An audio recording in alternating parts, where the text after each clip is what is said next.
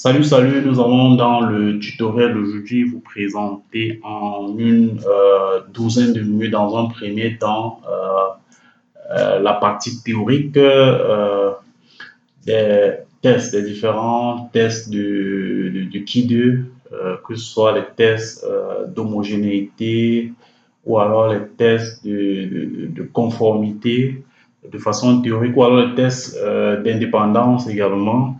Nous allons vous présenter comment de façon théorique ces différents tests sont conçus et par la suite nous allons vous montrer de façon pratique comment le test du Ki2 simplement avec SPSS.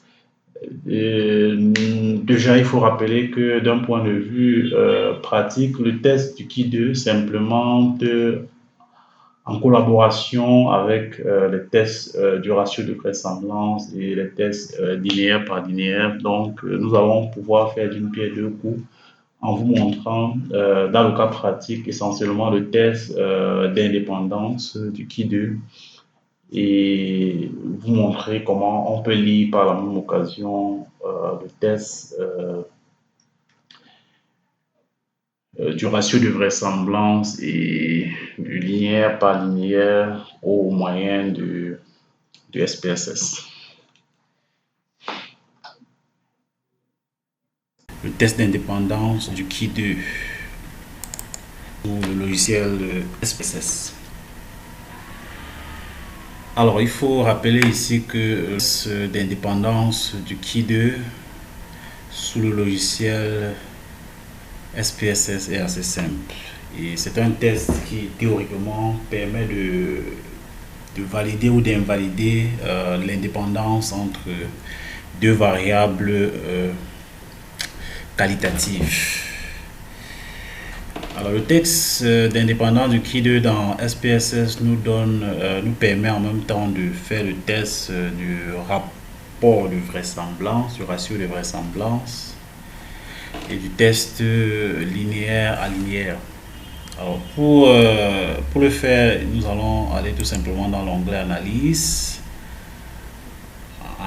statistique descriptive et puis nous allons choisir tableau croisé. Alors, soulignons également qu'il s'agit d'une base de données d'une enquête de satisfaction menée par une entreprise auprès de ses clients. Nous allons essayer de regarder l'indépendance de quelques-unes des variables de notre base de données.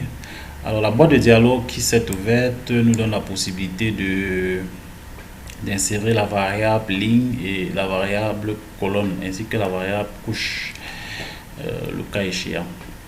Nous allons insérer par exemple le sexe en ligne puisqu'il s'agit d'un test d'indépendance Ki2 ratio de vraisemblance linéaire. Le fait de mettre l'une ou l'autre des variables en ligne ou en colonne ne change en rien le résultat. Nous allons par exemple tester, regarder si le sexe est dépendante, si le sexe et la fréquence d'achat. La fréquence d'achat si le fait d'avoir une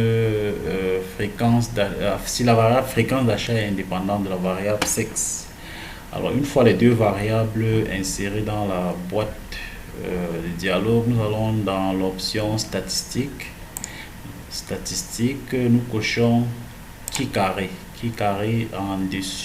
au-dessus de la boîte du dialogue qui va s'ouvrir après avoir cliqué sur statistique. Nous cochons tout simplement qui carré et puis nous appuyons sur poursuivre et par la suite nous appuyons sur OK. Alors, le résultat qui est affiché nous présente dans un premier temps le tableau qui permet de croiser nos deux variables, sexe et puis fréquence d'achat. Nous allons là en ligne le sexe et en colonne la fréquence d'achat. Il faut remarquer ici que le sexe a deux modalités, homme et femme, et tandis que la variable fréquence d'achat les modalités première fois, une fois par mois, moins d'une fois par mois, une fois par mois, une fois par semaine, plus d'une fois par semaine. Voilà. Et donc le test de Ki2 nous produit plusieurs valeurs. La première valeur se trouve dans la première ligne du tableau, test du Ki carré. Ki carré de Pearson. La valeur c'est 1,601, la valeur de la statistique du Ki2. 4, c'est le nombre de degrés de liberté. Et puis la significativité qui représente la p-value de notre test, qui, selon le seuil de significativité fixé, peut nous conduire à prendre la décision de rejet ou d'acceptation de l'hypothèse d'indépendance. Alors, dans le cas présent, nous avons une p-value de 8, de 80%, 80,9%. Alors, au seuil de significativité de 5%, on pourrait conclure que les deux variables sont indépendantes. Lorsque le test du Ki2 s'interprète un peu différemment des autres tests, on accepte l'hypothèse lorsque la p-value est supérieure à 5%. Si on a fixé un seuil de significativité de 5%, donc dans le cas présent, on accepte l'hypothèse d'indépendance entre le sexe et la fréquence d'achat, que ce soit la première, une fois par mois ou bien plus d'une fois par semaine. Ça n'influence pas sur, c'est complètement indépendant de la variable de sexe. Voilà. La deuxième ligne nous donne le rapport de vraisemblance. Là, on a sur la première colonne la statistique de la deuxième ligne, la statistique du rapport de vraisemblance, là le nombre de degrés de liberté et là la significativité. Pour le test association linéaire par linéaire, on a exactement les mêmes données que pour les deux textes précédents, à savoir le Ki2 et le rapport de vraisemblance, qui donnent des significativités presque similaires. Nous allons regarder également la significativité, l'indépendance de la variable sexe et d'une autre variable. Nous allons regarder par exemple, nous allons retirer notre fréquence d'achat de notre boîte de dialogue. Nous allons prendre par exemple les causes de l'achat. Et puis nous allons voir si le sexe est indépendant si la cause d'achat est indépendante du sexe. Donc nous allons appuyer sur OK. D'abord, le premier tableau nous donne d'abord la description du tableau croisé de nos deux variables, sexe et puis cause. La cause peut être le prix, la cause peut être la commodité, le service et autres. Nous allons regarder notre tableau nous renseigne ici par le Ki2 à travers la p-value qui est de 0,08%, 0,08%.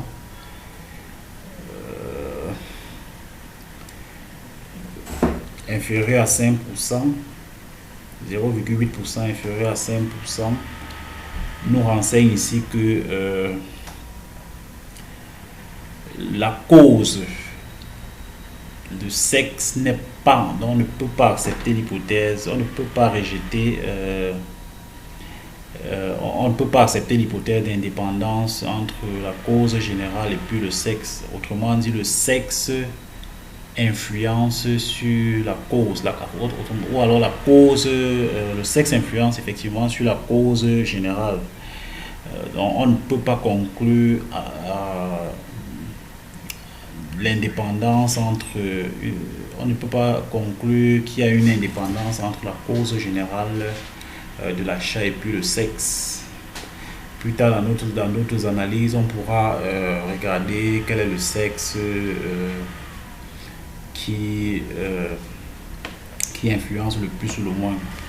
pareil pour le test du rapport de vraisemblance. Les trois tests de qui deux, le rapport de vraisemblance et l'association linéaire par linéaire nous donnent des p-values qui sont significatives au seuil de 5%, et donc il n'y a pas indépendance entre, donc il y a un lien entre, si on peut le dire ainsi, entre le sexe et la cause générale de l'achat. Voilà, c'était tout pour ce tutoriel.